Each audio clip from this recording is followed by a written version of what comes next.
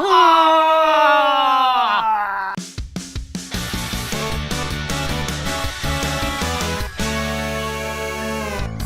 Hey everyone, welcome to GameGorgon. My name is Indigo. And I'm not Krug. And today we're going to be talking about Darwin Project, a battle royale with a very, very Fortnite-esque art style, but very different. So in the Darwin Project, it's kind of this like arena sense where you're teleported into this world, and it's kind of like a game show. It's a mix of the old battle royale comic book manga, where, you know, different sectors, if you're in those sectors, you basically instantly die, and you have to go around and hunt other players and kill them. Battle Royale centric kind of games like PUBG and that kind of thing. There have been PUBG games where the winner of the match has killed no one. Yeah. Like they'll just get into a pocket like somewhere and find, and that's a way of playing the game. But this sort of seems to weed that kind of functionality out. So you can't just like sit and chill and hope no one finds you. You have to make fires to keep yourself from dying of freezing to death. And an element with the chopping the wood that we were reading up on is you chop the wood to like make better weapons and to make a fire and to pretty much like boost all of your attributes and get better so that you can go around and hunt other people easier. But if you do that, other players get a notification, not a notification, but when they see the tree that you've chopped down, they can walk over to it, select it, and then it will tell you momentarily on the map exactly your location. So they can turn around and hunt you down. Yeah, it becomes sort of like an infrared. Yeah, your character turns red, and you can see them through walls, you can see them through anything. Which sort of a little bit feels broken to me. Okay. It feels a little broken, but like I get where it's coming from, because it does eliminate that like I'm just gonna hide, I'm gonna like chop the wood to make a fire, I'm gonna warm myself up, and then I'm gonna get out of there. Because if you chop the wood, then you can select it and see where you are.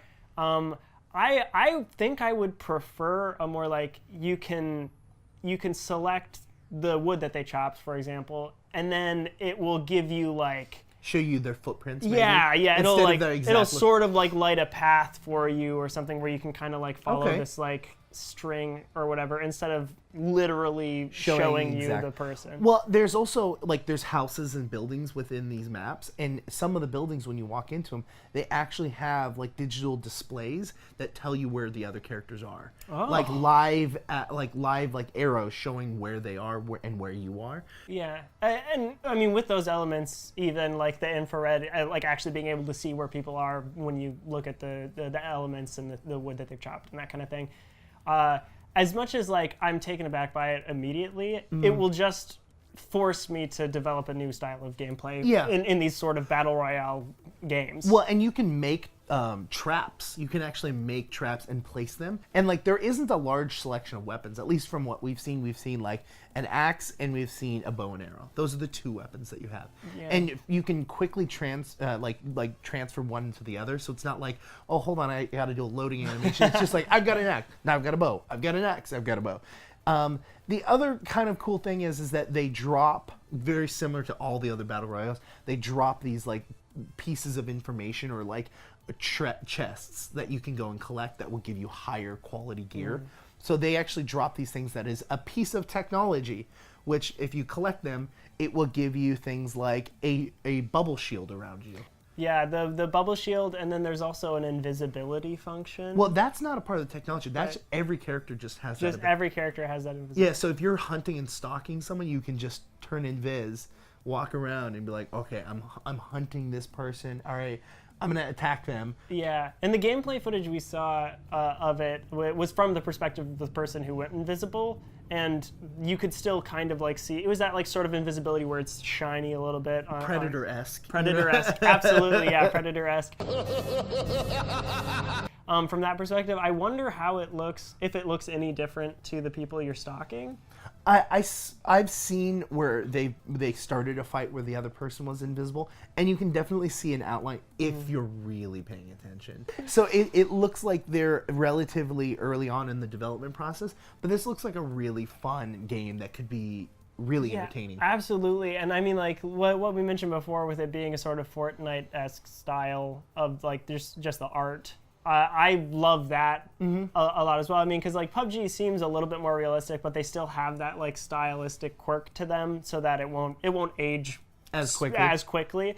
But like this is like very cartoony in a sense, and I think that will really benefit it in the long run. The world, the environment looks really great.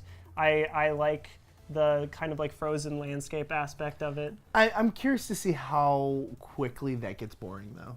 Looking at white and white. And I mean, kind of like how and white and white. And yeah, white yeah, yeah, exactly. Yeah, like kind of like how PUBG just released their new map.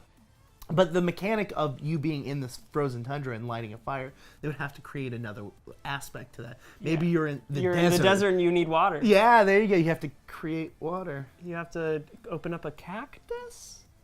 Find a well. Find a well. Yeah. Always behind the camera has better answers than in front of it. I don't know why. If you were attempting to survive in a frozen tundra, what DVD would you bring? Tell us in the comments down below. Blade Trinity, I'm just saying. Blade Trinity? Yeah. Cheaper by the dozen, too. Thank you very much. Yeah, Blade Trinity. It's probably got at least a little bit of burn to it, right?